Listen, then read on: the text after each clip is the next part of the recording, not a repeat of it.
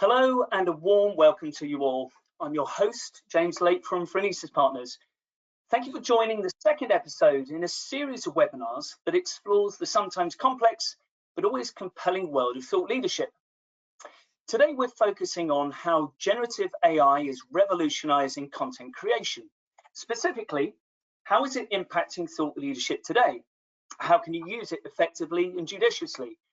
What are some of the concerns and pitfalls to avoid? And finally, what impact might generative AI have in the years to come? Joining me, I'm delighted to welcome three thought leadership experts who will help shed some light on the present and future influence of this technology.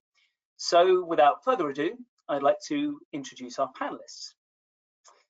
First of all, we have Cindy Anderson, who is CMO and Global Lead for Engagement and Eminence at the IBM Institute for Business Value, which is IBM's thought leadership and research think tank.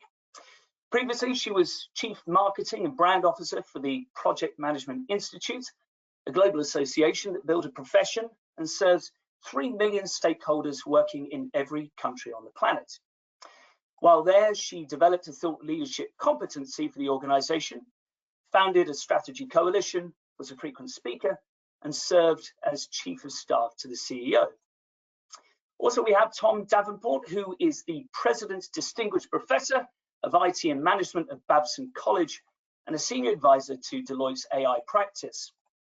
He pioneered the concept of competing on analytics and has published 23 books and over 300 articles for HBR, MIT Sloan Management Review, and numerous other leading titles.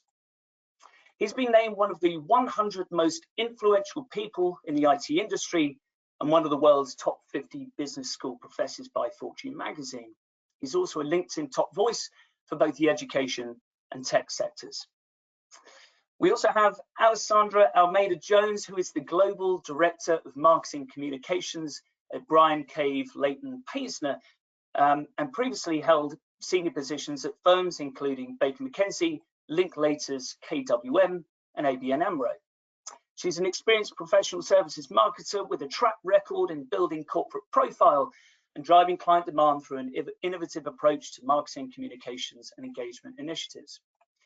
A passionate diversity and inclusion advocate, she is a BAME mentor, an active participant in a number of women's networks, and a further education governor. Cindy, Tom, and Ali, a warm welcome to you all. Thank you so much for joining. Ali, I'm sorry we can't see you, but for the benefit of our audience, you are there with us and very much a part of this conversation. So we've got a lot of ground to cover, but just to set the scene, we're going to kick off with a poll of the audience. To ask the question, do you believe generative AI will be creating the majority of thought leadership content in the next 10 years? It should be up on your screen now, and to everyone watching today, it's completely anonymous, so do feel free to answer openly and let us know what you think. So we'll just give that a few moments whilst everyone's voting. Also, to everyone who's watching today, do please chime in with any questions that you might have throughout the webinar and enter those into the questions box, not into the chat, and we'll do our very best to answer as many of those as we go. So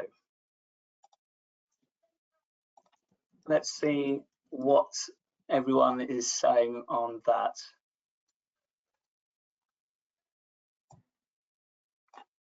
A few more moments. Okay, so the results are in.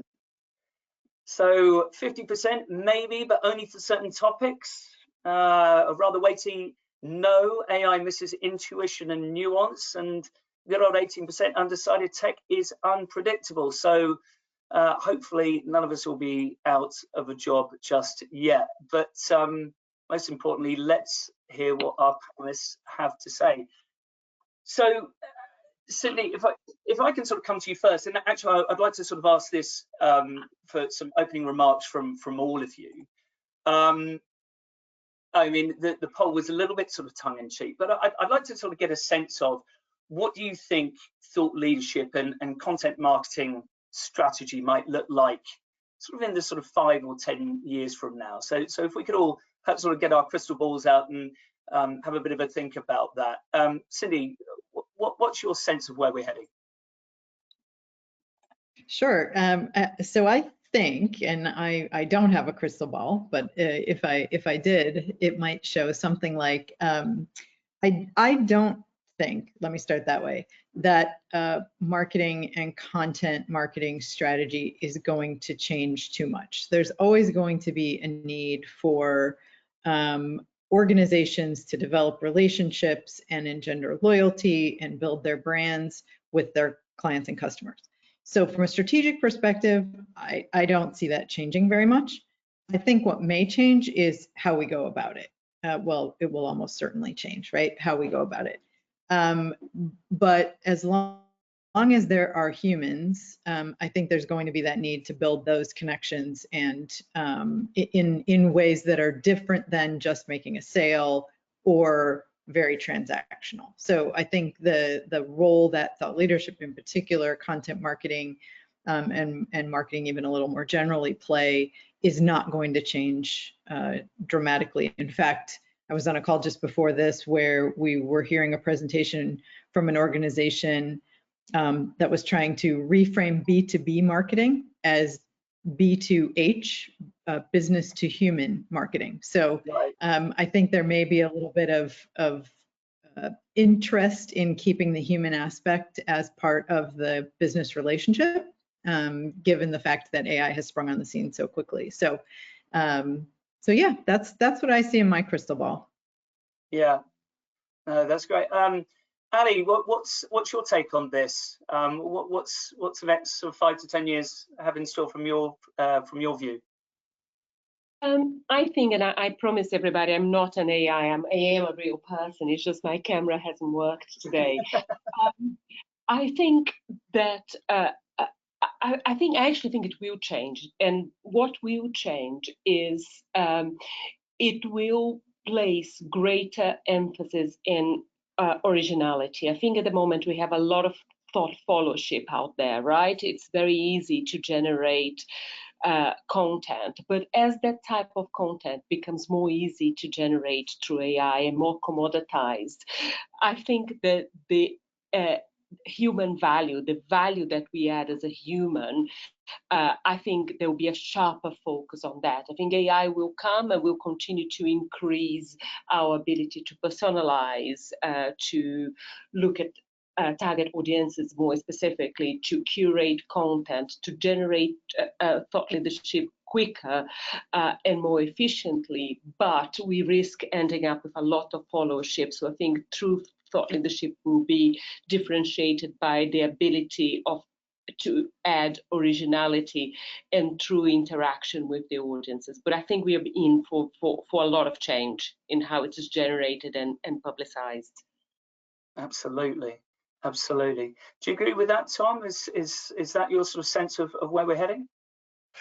I do generally agree with that. And by the way, Alessandra, I will give you my camera and my, my image slot if you'll trade names with me. Alessandra is a much more interesting name than Tom, but I think that I was going to use the same term of thought followership, because by definition, that's all AI can really do. It's the responses from generative AI are based on things that people have already said. And now, granted, it's really hard to come up with something completely new in this world. And so it, what may appear to provide original thoughts at some point or thought leadership, but I think for the most part, it will create a much larger volume of, I won't call it thought leadership, I'll call it content marketing, which includes thought leadership, but only as a small percentage. And all of those kind of low-level product service descriptions and client case studies and kind of low-level daily blogs will, to a large degree, I think, be done by AI. Unfortunately, we won't have any more attention than we have today, so we'll probably tune out a higher percentage of that content as well. And I think it will probably reduce the number of people employed in content marketing, though I think, as both of my other panel members said, there will still be a place for people who have really original creative ideas. Yeah, absolutely.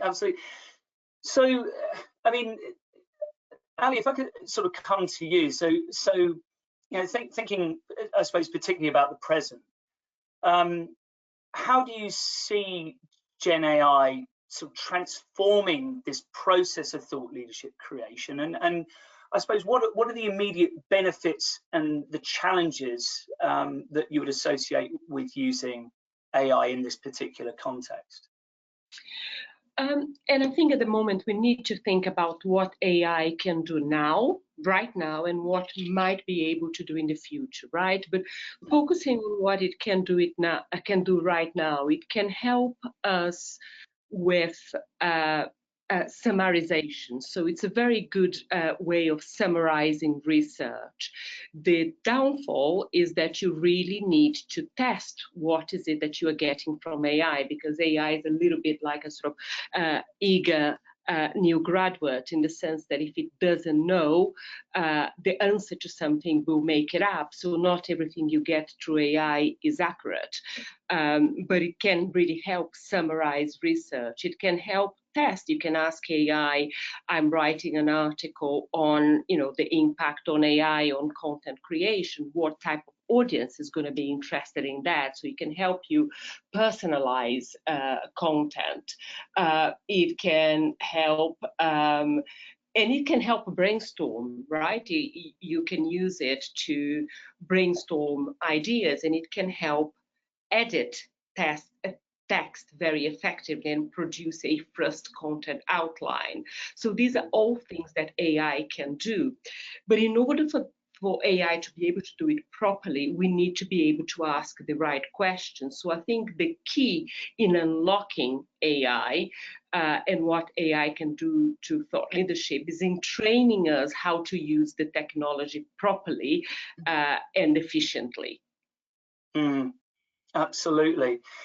And James, just sort of, could I add sorry. something to that? Sorry. Oh, yeah, please do. Yeah, no. I'd love to add a piece that I think Alexandra is exactly right in terms of learning how to use the technology. I would go even one step farther than that in really understanding how the technology works. Because I think, especially for content creators, and we'll probably get into this a little bit later, if you don't understand how the AI is trained, and the fact that it's trained on, you know, documents that are out there, and where those documents are coming from, and what kinds of documents they are, then you might be led to believe the information that you're getting is something different than what you're getting.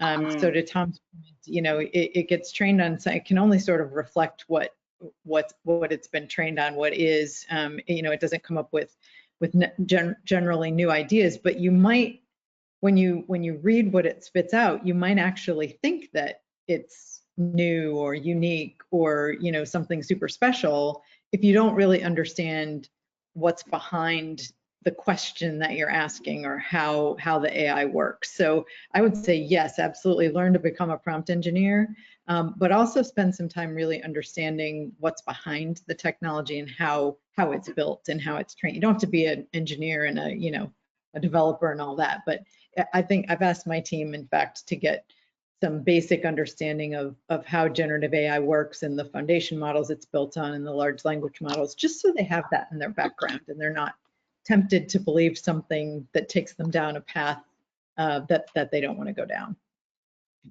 Yeah, that's a really important point. I saw that I think BCG had conducted some research about sentiments concerning the use of sort of Gen AI, and I think one of the issues that was sort of highlighted was training that had been done at quite a senior level, but perhaps not below that. So, you know, with that sort of particular, I suppose, challenge in mind, Tom, do you see any other sort of drawbacks or sort of immediate sort of challenges with, you know, the more prevalent use of Gen AI for content creation? Yes, I mean, I can point out some that I've seen in my students, actually. I teach a course on AI, and I'm trying to teach them how to use generative AI effectively. I think it's going to be a sort of a standard business tool, so it would be irresponsible for me not to try to teach it to them. But as I pointed out to some of them, I say, you know, you need to show me your work, your prompts, and then also edit the outcome. And I'd like to see the original output of the generative AI system, and then I'd like to see your edit. And I've noticed that at least the generative AI systems that we've been using are better at grammar and punctuation and so on than many of my students are. So editing can induce errors sometimes, so we have to be careful about that. I think the other thing that I'm really somewhat more excited about than the thought leadership, I agree with my colleagues on the panel that it can, it's pretty good at doing research. Even I find it can get through paywalls that I can't get through sometimes. I don't know if that's ethical or not, but find research that I wouldn't have been able to see unless I had paid for it. But I'm really excited about sort of the dissemination of thought leadership through these tools within an organization and between an organization and its clients. So before I was an AI person, I was a knowledge management person, and knowledge management sort of died out mostly because it was too hard to kind of capture all of that knowledge and make it broadly accessible. But I'm working on an article now about how several companies have taken their content,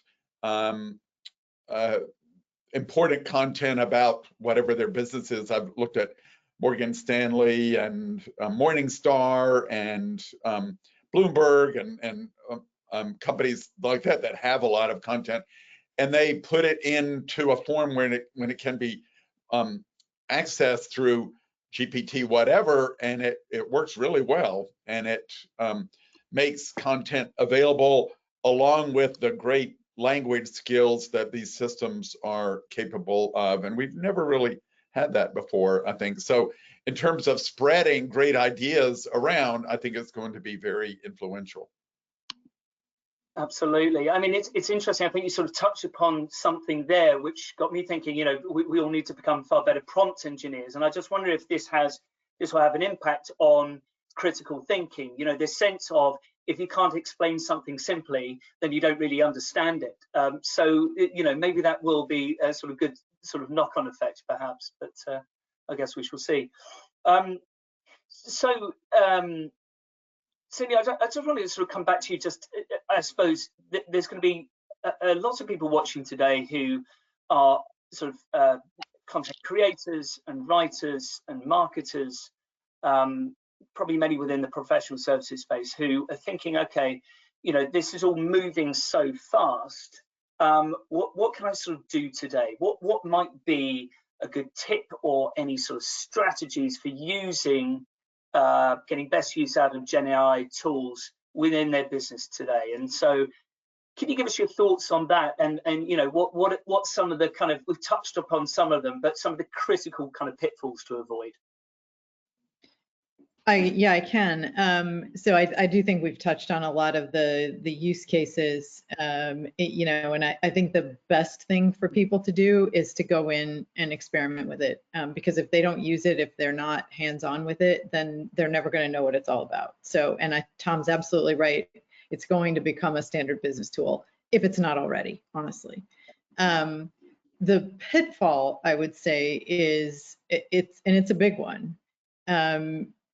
And it's, you know, it's kind of hanging out there. There's no resolution to it yet, but no one really understands how, let's just use ChatGPT because that's the kind of the popular one, right? 100 million users in what, 2 months? No one really knows how that was trained and what it was trained on. And the question is, if I'm a content creator and I'm creating content that's using AI to generate some of that content based on the prompts that I put in. And it's generating that content that's based on the content the AI was trained on, which could potentially be protected by copyright. We don't know, because we don't know what that content is. So there are all sorts of potential IP concerns or pitfalls that we just don't know about yet. And what could potentially happen is someone creates a piece of what seems to be really groundbreaking work that had generative AI as an input, part of the input to that piece of groundbreaking work. And it works out that some of the content that AI was trained on happened to be copyright protected. What happens to that piece of work that I, as a content producer, have created? Am I in violation? Am I not? Nobody knows yet, right? So there's a lot of sussing out to be done around what that means in terms of copyright and protection and ownership and IP and all of that. So the mitigation to that at the moment, so that we can get back to the experimentation, because I don't think that because that's a risk, it means we shouldn't use it. We absolutely should. But what we do in our organization and what we recommend to people is that they keep very good, clear notes about, as Tom said, he asked his students to do, right? What's the prompt you use? First of all, what's the date you used? What's the tool you used it? What are the prompts that you used? And what part of the content that was produced by the AI ended up in your final deliverable?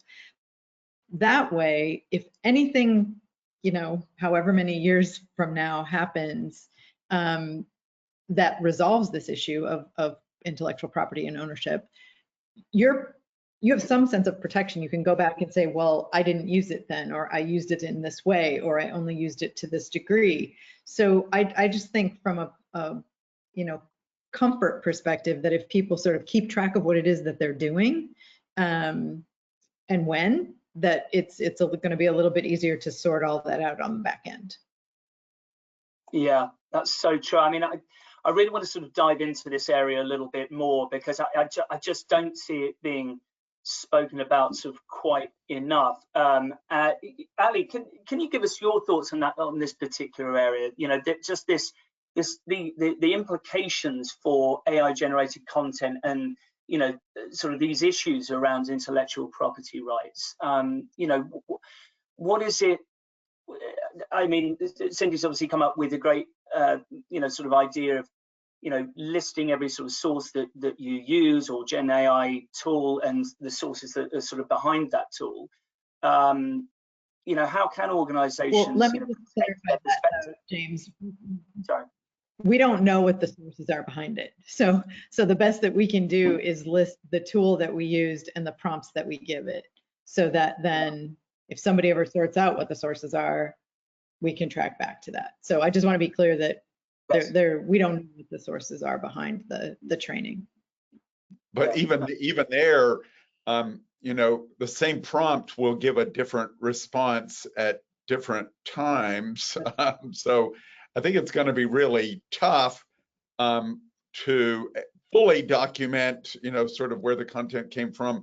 And also, I think it's going to be really tough, at least in many countries, to have a successful lawsuit on that issue, because the content that emerges from these systems is not exactly the same as anything that's ever come out before, unless there's a tiny statistical possibility that it will be. And I think, I'm no lawyer, but I think fair use provisions of copyright law, at least in the US, suggest that even if you did use a little bit of existing content, you're okay. Yeah, I think the question is, how much is a little bit? So we've been talking with some of the some art, like in the music industry. That's, I think, where it's probably going to hit an art first. I think content will follow, but it's much more visual and visible with musicians and with artists. So, and again, because we just don't know. Yeah, James was talking about the new Paul McCartney effort to revive John Lennon's voice, I wonder if the estate of John Lennon is going to weigh in on this issue. Well, Yoko Yeah. Ono provided the tape from which they were sort of given the content. So anyway, maybe there's a deal with the Lennon estate, no doubt. But it does pose as you say, a really interesting question, and about what fair use is, and that will obviously be subject to laws within that particular country. But I mean, Ali, what is your sort of sense of this? Do you sort of agree with the views from Cindy and Tom on this? Yes, I do. I mean, at the moment we have it. It doesn't cite sources, and it doesn't mean that everything you get from AI is true, right? If you have followed the media, there's been two lawyers recently being sued for citing legal precedents that they got off ChatGPT that don't actually exist. So it sort of goes both ways. You could be violating copyright, but you could be coming up with, complete sort of fake information. But I think the tendency for organizations, and the same thing is true, by the way, if you as an organization, you are generating something that is IP sensitive, you have to be very careful if you run this piece of information through any AI tool, because the moment you do, it's out there and it is subject to violation as well. So what we are seeing in a lot of professional services firms and lawyers who tend not to be particularly innovative are actually on the front foot on that, is a lot of organizations buying AI platforms that are already built and trained, but where they can put the safeguards around it to protect their own IP, but also to ensure that what they are getting has a degree of reliability. So it's early days still in the sector, but this is what they are doing, because the issue it goes both ways, right? Absolutely. Absolutely. We've had a question from the audience. I think prompted by one of Tom's comments about the AI getting through a paywall. But the question is, what do you think the implications are for wider data security and privacy if some of these platforms are able to do that? Tom, what's your sense of this? We could be moving beyond the fair use case, I guess. Yeah, I'm tempted to refer back to Scott McNealy's comment, then the CEO of Sun Microsystems, when someone asked him about data privacy, he said, "You don't have any privacy, get over it." Obviously, that's not a response that would go over well in some parts of the world. In Europe, I think in the US, we don't really have much data privacy already, and I think this will further erode it. I hope not too terribly much. I can't imagine that there will be meaningful legislation in the US in time to do anything about the erosion of privacy that this will probably lead to. Yeah, I sort of definitely get that sense. I mean, there were some comments, I believe, from Margrethe Vestager for the EU Commission, expressing sort of some of these concerns. But obviously, Google's Bard hasn't been rolled out in the EU just yet. So, but you still get the sense for this is going to be a little while before there's any meaningful regulation in place that sort of turns the tap off, so to speak. But I mean, I suppose we're sort of touching on it here, but I mean, more broadly, Ali, I just want to come back just to you just for a moment, just to kind of get a sense of what the other hurdles are that sort of Gen AI has to overcome. And we've touched a little bit on sort of bias and accuracy already. But what do you think any other hurdles are that it might have to overcome to be more widely accepted and, I suppose, more useful in a business sense? I think a lot of this centers on trust, right? Is this idea that can we trust information that is AI generated? And for us to be able to trust, it ties back to the issues we've been touching on here already, which is originality, source, privacy, accuracy, right? But I think there is the issue of bias as well. And I think Cindy mentioned earlier on the idea that, the AI is, we don't know who programs and who trains AI, but there's quite a lot of evidence, for example, that AI tools that is screened through CVs, for example, can carry great bias because the majority of successful candidates tend to be white male. So the way I would look at this is in the same way that the same types of issues that you have to overcome in AI. If you think about this, they're not hugely dissimilar to the issues we have to overcome as human beings ourselves, right? We have to overcome bias as human beings. We have to overcome issues around reliability and accuracy in our work. So I think you need to treat the AI pretty much as you treat a person in your team, but just be conscious that there is a lot more that you don't know of. And this is progressing really, really fast. I mean, the pace in which this is developing is quite phenomenal. Yeah, it certainly is. So would you, any other sort of thoughts on any other kind of hurdles that have to be overcome sort of beyond that? I'm sure there are many, and then eventually regulation will be one of them. But just thinking about right now.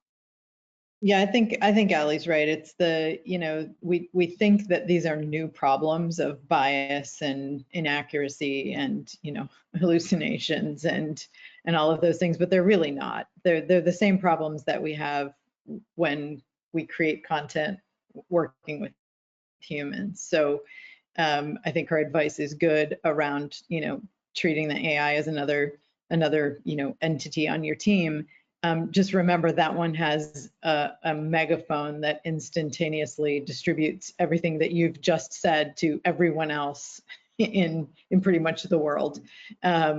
So that's the one difference, is I think the speed at which anything you do gets shared is much faster with something like AI and that kind of technology that's based on continuous learning and feeding content in. So I would say that's absolutely right. Yeah.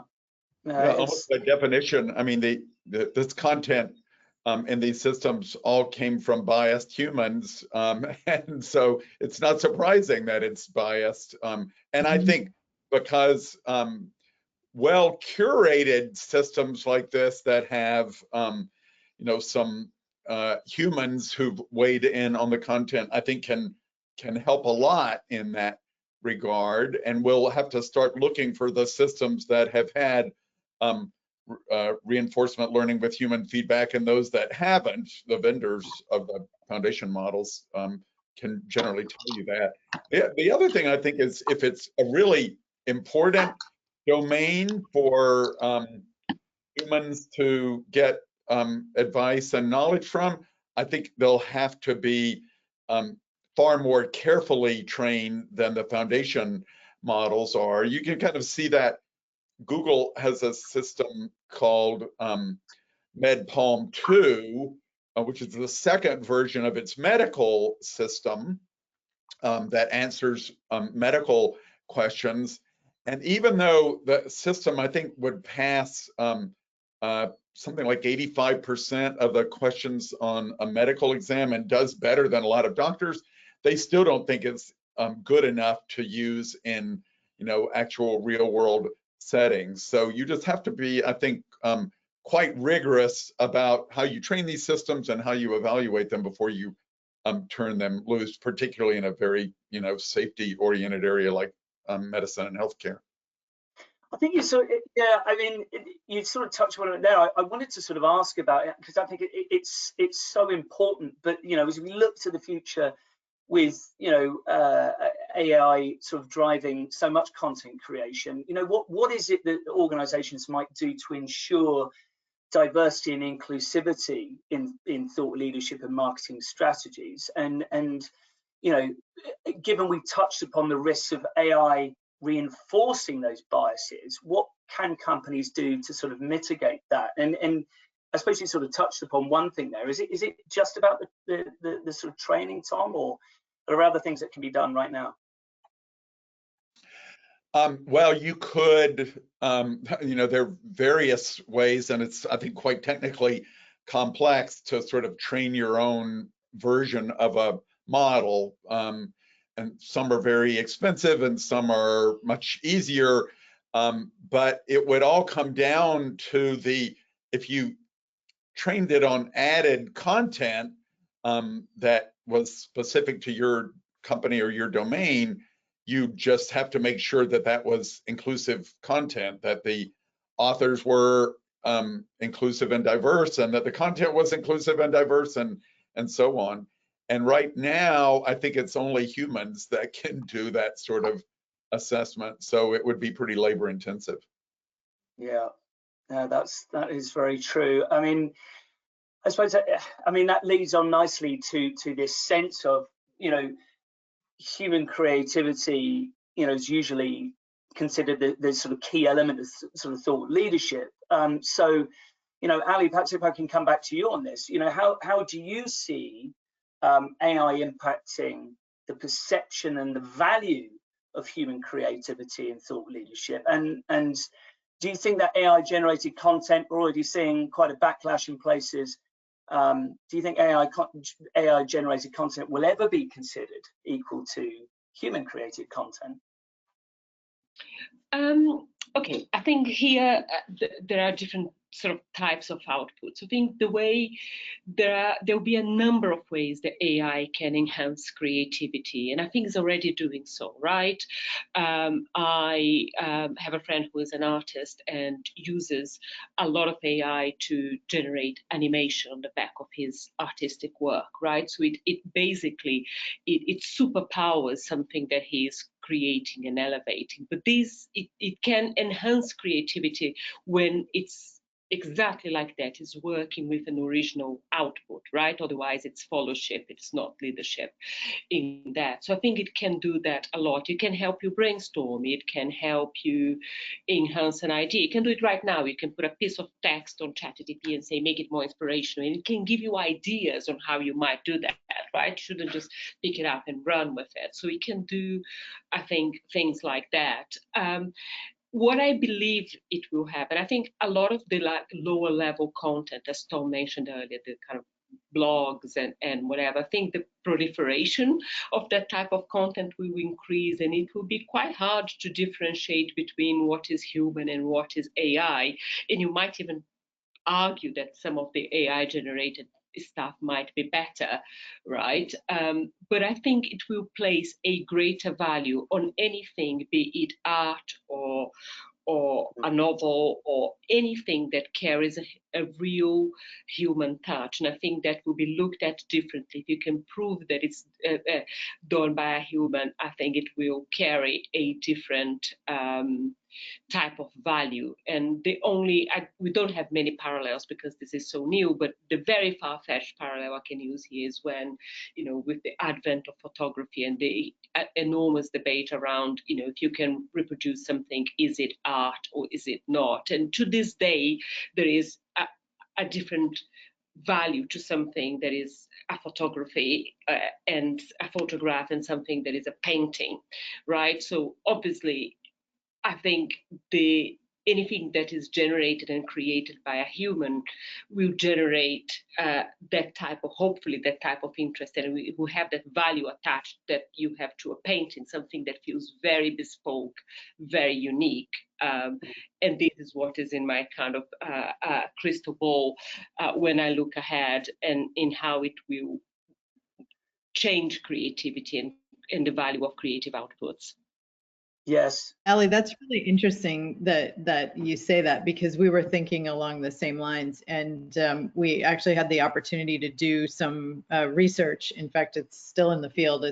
We only have early results at the moment, but with several hundred CEOs specifically about the use of AI in the creation of thought leadership. And again, early days, so don't hold me to these numbers, but I thought I'd share some of the directional stuff. So 51% of the CEOs that we talked to said they think generative AI should be used in the creation of thought leadership. 45% say they don't care whether it is or not. So it's not like 51% said use it and 49% said don't. 45% said they didn't care. 57% say that they're more likely to use thought leadership if it does include some use of AI. 2/3 say that they want to know whether the thought leadership includes contributions by AI. And 63% said that they're more likely to make a purchase from the organization that creates the thought leadership if there's a contribution to the thought leadership by generative AI. So kind of fascinating responses because it's different than what I thought. I thought the same thing you did, Ali, which is, people are going to be really skeptical of content that's coming out and being created by Gen AI because it's going to be, all the same and it's just, followership, as you said. And the data, at least early on, is very different than that. So we'll see what happens over time. But seems like it's going to be really hard, though. What do you say? Well, this little idea I got from GPT-4, and this little idea I got from Anthropic. I don't know. It's kind of, we don't do that today with, oh, I found this idea on the internet, although I explored it enough so that I considered it my own. I don't know. It's going to be really tough, I think. Yep. Yes, that's an interesting point, isn't it?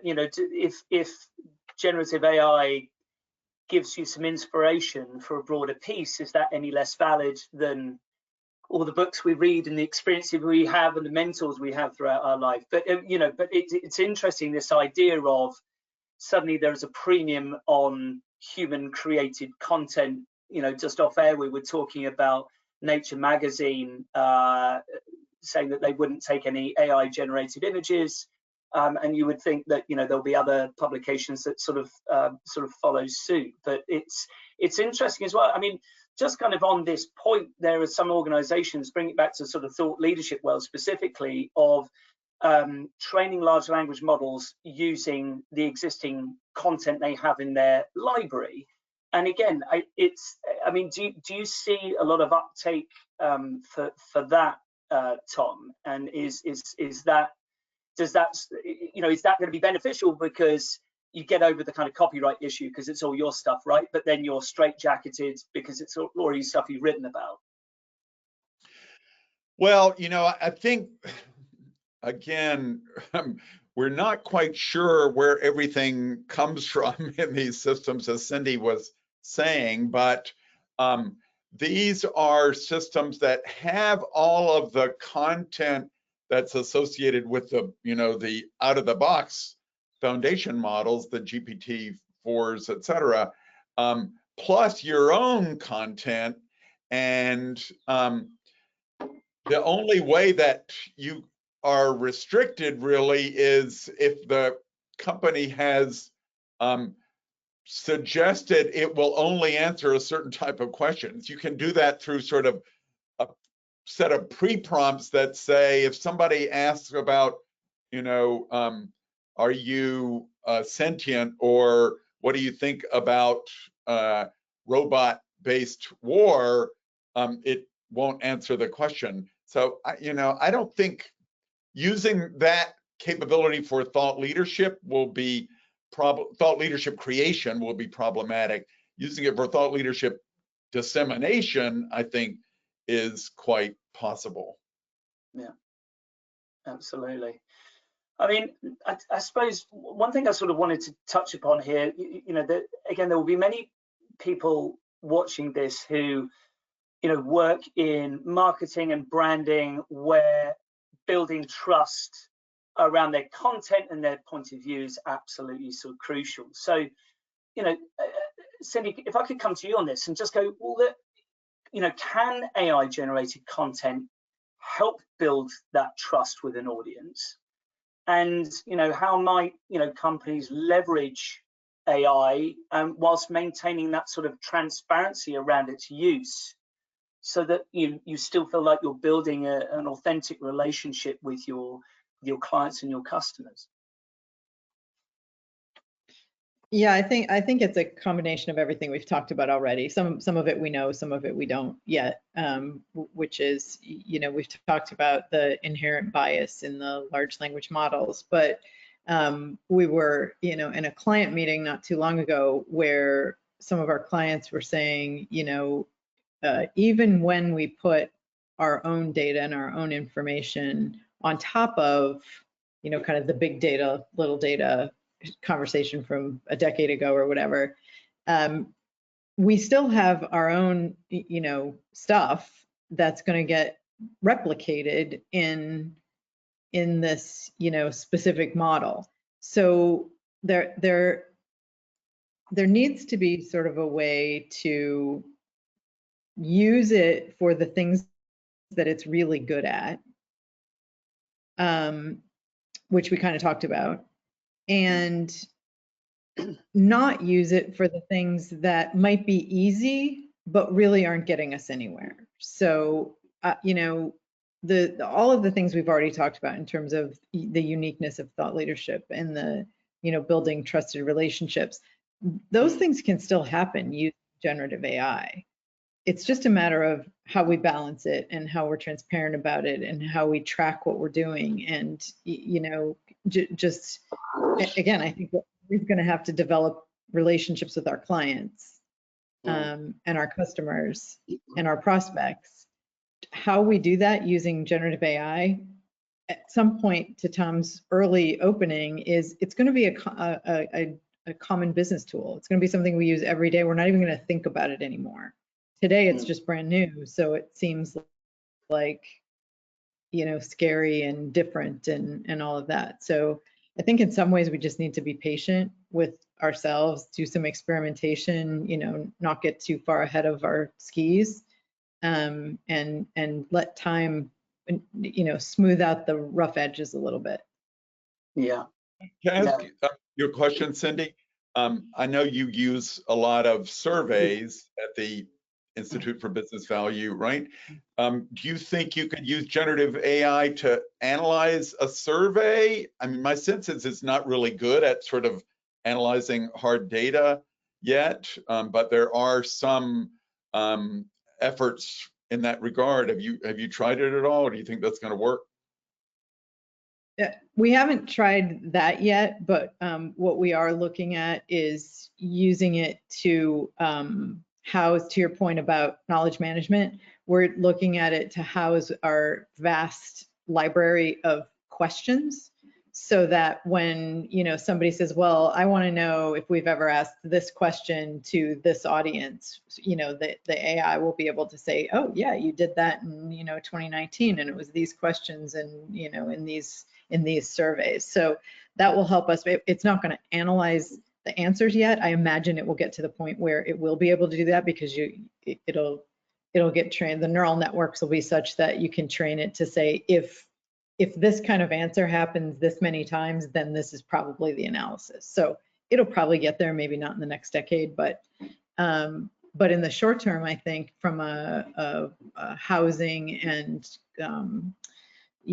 compilation perspective, I think AI could be really helpful in that regard. In fact, that same client meeting that I was just talking about, one of the initial use cases that they were extremely excited about was in lessons learned. All these projects that people have, and they all go and they do lessons learned, and we say, well, what went well, what didn't go well, and then it sits in a binder or in somebody's notebook or whatever. They're thinking that generative AI might be really good for that, which is sort of an iteration of knowledge management, right? To take all that information that needs to be shared with people that nobody can ever find when they need it, and put it in a easy search like a chat GPT kind of thing. So yeah, I think it will be helpful for early use cases in research. I think analysis is farther out. Absolutely. We can all keep our jobs for now. It's good to hear that. I just wanted to sort of switch gears a little bit and have a bit of a thing. Ali, I'd like to come to you on this, but on this idea of personal branding. So, thought leaders often build personal brands around their expertise. This is sort of critical to the industry we're in. But, how might this technology impact that concept of personal branding? So, you know, for instance, could an AI generated persona become an influential thought leader in their own right? What's your sense of that? Yeah, absolutely. I think that you stressed that. Could an AI generated persona become a thought leader? Sure, the AI is fed and programmed by a human, right? So if it's programmed to do so, I can see how in the future it would. Could we use AI to impersonate a thought leader? Yes, we also could. And how do we get around the you know, potentially some ethical issues around that? And then I think that is, you know, and I know I'm sort of going away from the question a little bit, because I think the original question is yes. And would it be a thought leader? Yes, depends on how it's programmed, right? Potentially, and how whatever it comes up with is curated, because if the AI is working with existing information, how the human interaction on top of the AI helps shape the views, yes, why not, right? But I think the issue that we're going to grapple with sooner than that is whether or not we're going to use AI to impersonate leaders, right? And I have what's potentially a slightly controversial view on that. I have always had a marketing and comms job, and in those roles we ghostwrite, right? We ghostwrite for our leaders all the time. So I don't see a major ethical issue in using AI to ghostwrite for leaders and to be programmed to do so, providing that we recognize this as being AI generated and we have proper checks and guardrails in place.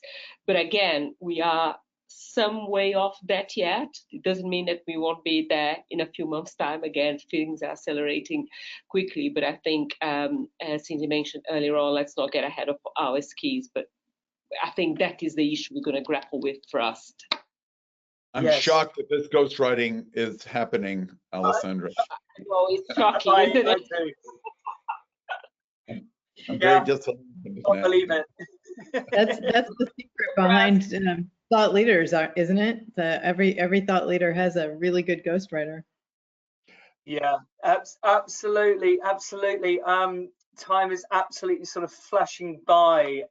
So I just, I suppose, as we're getting sort of close to sort of wrapping up, what I'd like to do is just sort of come to each of you with this, which is, you know, there'll be lots of people sort of, I'm sure we'll take a huge amount from today's discussion, but what would be sort of final thoughts about the sort of Gen AI technology, but particularly how, you know, people might think about it, socialize it, train their business around it today? What is sort of like some of the key principles when they, you know, they go back to their office, you know, they're using one or perhaps thinking about using one or two of these tools, and to sort of do it in the right way? So just sort of final thoughts from everybody. Tom, perhaps if I could come to you first. Sure. And by the way, I have never had a ghostwriter. I may not be a good thought leader, but I have written 23 books all without a ghostwriter.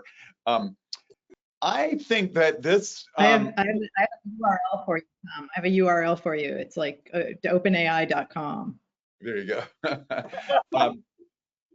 I do think that this could change the sort of economics of thought leadership, because you know, we've always thought that, particularly in professional services firms, which is a big place where thought leadership has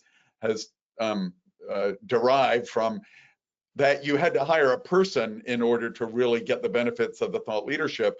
Well, imagine if, I don't know, McKinsey or BCG or Accenture or Deloitte or whatever, or large law firm would say, you know, we're going to take all of the advice that we've generated over the years and put it into a system like this. And for, I don't know, $1 each, you can have your questions answered. They could, I don't know, it might reduce margins considerably, but there'd be a lot more people who could afford that sort of advice. So it could be very interesting if somebody tried to do something like that. Absolutely. Cindy? Yeah, I would go back to where we started, I think, which is, you know, it's happening. It's out there. It's going to become, you know, people describe it like the calculator, right? Everybody thought the calculator was going to be the end of math. And instead everybody uses it. We've got it on our phone, you know, we don't even think about it. Using generative AI is just going to be one of those inputs eventually. So rather than fight it and worry about it and fret over it, go experiment with it and learn about it and try it out and, you know, figure out the good, the bad, and the ugly, or the good, bad, and the future, as we're talking about today. And right, and just you know, just be ready. Just experiment. Use your curiosity. That's what I tell my team. I'm like, if you're not curious, then you're not going to be a good thought leadership producer anyway. So go use that curiosity, experiment, explore, and keep track of what you're doing, because, you know, in the end, it's here. It's already here. Wise words. We can't put Pandora back in the box. Ali, some final thoughts from you on would be appreciated. I really agree with that. I think there are multiple user cases in all sorts of different industries, right? So Tom touched earlier on, consultants and lawyers put all their advice on an AI. I mean, there are lots of user cases for lawyers that AI will generate, you know, contracts, and we'll do due diligence and things like that. But when it comes to content generation, I think right now what everybody that is working in this space or interested should do is experiment with the tool, right? And the tools that are out there, just as both Cindy and Tom highlighted. However, do it knowing that at the moment it works really, really well as a research tool that needs to be validated, and it works really, really well as a super powered word processor, in the sense that it can generate a good first content outline. It can generate, you know, a good invitation, a good blog post, but start playing with it. So you start learning how to ask the right questions and learning the limitations of the tool, but do that in the knowledge that it's there as to can help enhance and can help you brainstorm, and it can help edit what you do. So do it with the limitations of the tool in mind, but don't wait to start playing and experimenting with it, because it's here to stay and is developing very quickly. Absolutely, absolutely. Thank you so much, Ali. And unfortunately, the hour has disappeared very quickly, as it always does. That is just about all we have time for. Thanks so much for everyone who's tuned in today, and a massive thank you to our experts, Cindy, Tom, and Ali, for sharing some superb insights on what's a fantastic and fascinating technology that we all need to learn how to work with. It is here, it is now. I'm certain this will be so helpful for everyone watching today. But just finally, do please watch out for our next Thought Leadership episode, which will be coming up in the next few months. So you can register, you can follow us on LinkedIn, or visit our website to subscribe to our monthly newsletter to receive our latest thinking. Also, today's webinar has been recorded, so you can share this with any colleagues who couldn't make it today. And that is it. On behalf of Renesas Partners, thanks again, everyone, and we look forward to seeing you again soon. Goodbye. Thanks, everybody. Bye.